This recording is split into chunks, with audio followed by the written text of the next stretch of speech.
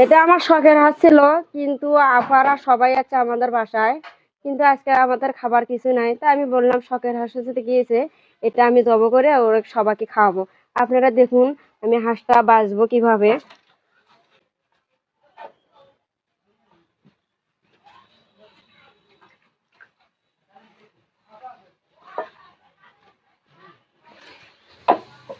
পানিটা প্রচুর গরম।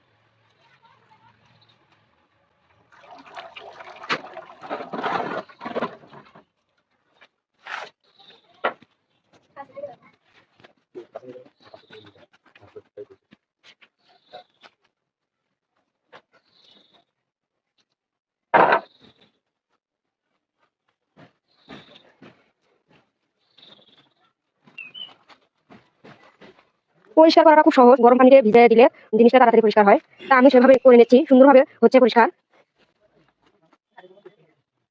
আমার হাঁসটা পরিষ্কার হয়ে গেছে, আমি এখন চুলাতে নিয়ে যাব, নিয়ে যা আমি হাঁসটা সুন্দরভাবে পুড়ে নেব, তারপরে কাটবো।